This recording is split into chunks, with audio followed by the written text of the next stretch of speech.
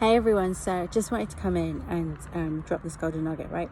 So when you don't take a stand, when you don't commit, when you don't make a decision, right, no matter what, you have to unwind and unravel and move through and all of that sort of stuff, right? You're enabling an old paradigm, right? You're enabling an old pattern, an old program that is probably hurting you now, right? It's probably not good for you anymore.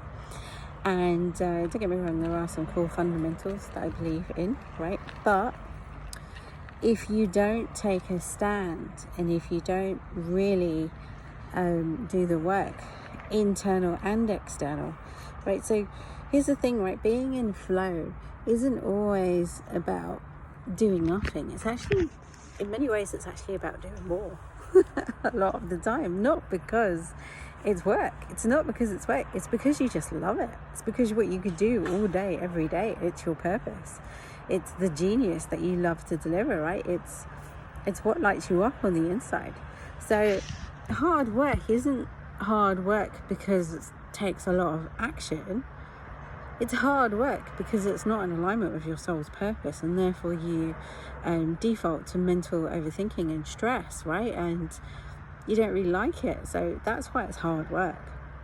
That doesn't mean there isn't a place and time for rest and creativity and being out in nature, and to be honest, you can work in nature, right? There's no barriers. But what I'm trying to say is, when you commit and you decide and you make a decision, you have to stick to it, right? You have to stick to it. But you also have to notice what is running in the background that wants to be resolved, right? So every time you do something new, or every time you break something that's familiar, your mind will try and operate homeostasis, a program of survival to try and keep you where you are. And the issue with that is it just really hurts you in the long run, right? And it makes it a lot harder. It makes your life a lot harder. Whereas when you step into doing what it is you love and you come with that energy,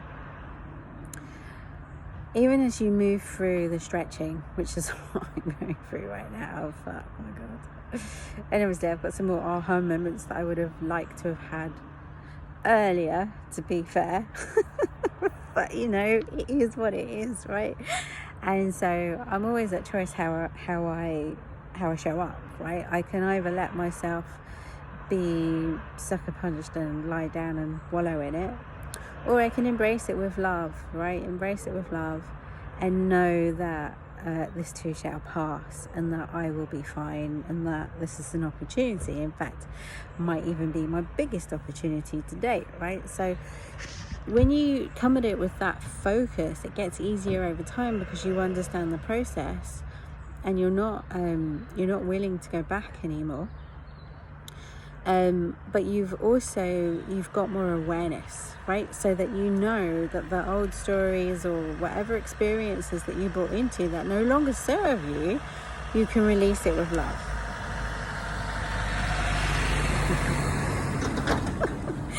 You can let it go, right? With love. It genuinely is with love. It's not to prove yourself.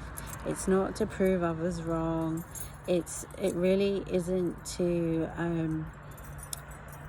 be bigger than anyone else in a way that's really egotistical. It's just about embracing your true heart's desires and actually letting your small-mindedness move to the side and actually letting your spirit and your heart come through, because they already know who you are, right? And not just you, but everyone else around you. So as you start to shine, everyone else will start to shine. Everyone else will start to progress. Everyone else will have results in their life. It's amazing. I'm not kidding. It really is amazing. And then you're not enabling an old paradigm for other people either, right? I'm not saying it's easy, and I'm not saying it doesn't take effort, but it is an opportunity for your life to become immensely easier, and for you to wake up alive every single day, getting out there, doing what you love, and delivering your service with joy.